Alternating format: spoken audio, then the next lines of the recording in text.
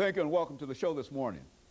The topic this morning is the impact of AIDS on African Americans. And we're fortunate this morning to have with us to talk about the impact of AIDS on African Americans, Mr. RCrowder. Mr. Crowder is the founder of an organization called Streetworks.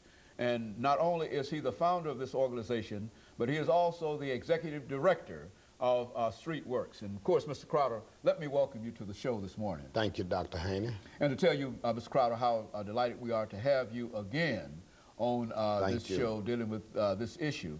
As a matter of fact, we've had you about 4 or 5 different times, and each time you bring us excellent information, and people who have an opportunity to see these shows have often remarked how courageous you are in terms of what you're doing and your whole attitude in reference to AIDS.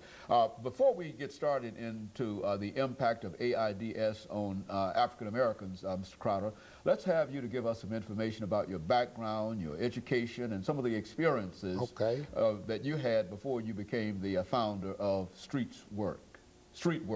Okay. My name is RCrowder, as you said, and I'm a native Nashvilleian, grew up in North Nashville.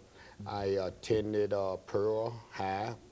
Later on, I attended Tennessee State University, got a degree in accounting. I worked for several AIDS organizations. I worked for Meharry Medical College.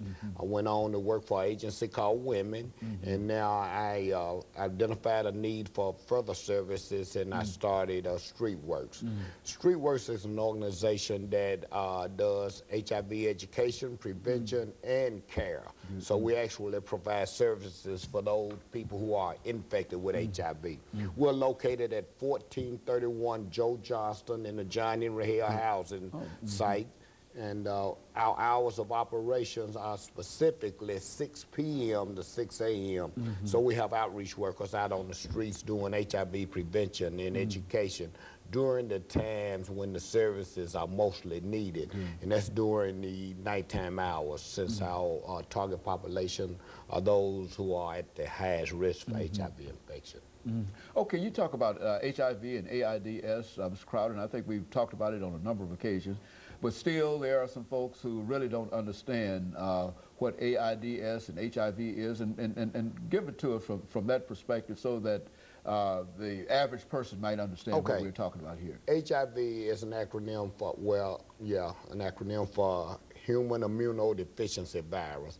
It is the virus which causes AIDS, and there's 3 modes of transmission, and that's blood to blood, which most commonly occurs by sharing needles. We talk about any kind of needles, tattooing needles, body piercing needles. You can get it from sex, you know, unprotected sex with an infected person. Now that's important. One of the persons in the sexual act has to be infected. And the other mode of transmission is an infected mother can transmit the virus to her unborn child. Those are the only 3 ways you can get HIV. And there's 4 body fluids which transmit HIV, and that is blood, semen, vaginal secretions, and breast milk. And what I'm saying here is you have to get one of those body fluids of an infected person into your body. And right now, HIV is impacting African Americans at a disproportionate rate. We account for over half of all new infections.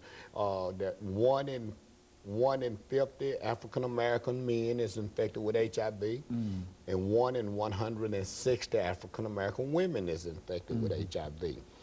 You know, Ms. Crowder, it seems to me, and I think this is the same question that we have to raise, and we've raised it before. It seems to me that if this disease is having such a tremendous impact, why is it that we don't hear that much about this disease, nor do we see that many people who are impacted with this disease? And where are these individuals that, when we say 1 out of 50, where are these individuals, and how do you know, I mean, how can you tell that they...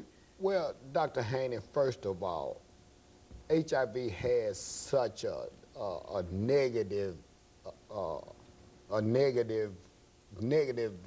impact associated with it that people it's called stigma. It has that stigma attached to it. So for some reason or another, African Americans has never been able to actually deal with the fact that they could be infected with HIV.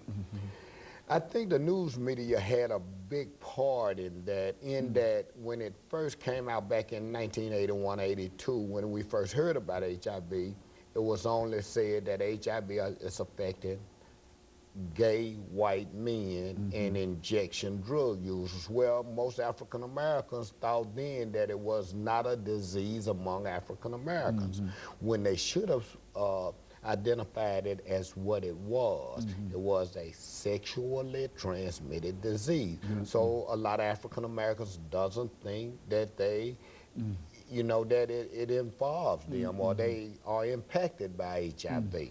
So it was a little misleading in the beginning, and therefore we didn't think that it was our problem. But it is.